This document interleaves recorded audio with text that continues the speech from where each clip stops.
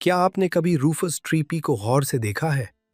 देहात में आम नजर आने वाला ये परिंदा, जिसे हम हरी चाचा या टकाचोर भी कहते हैं, अपनी आदतों की वजह से बड़ा दिलचस्प किरदार रखता है।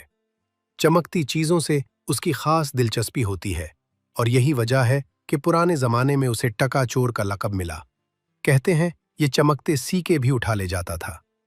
ये परिंदा दरअसल क्राउज के खानदान से ताल्लुक रखता है, इसीलिए काफी ज़हीन, चालाक और शरारती मिजाज रखता है।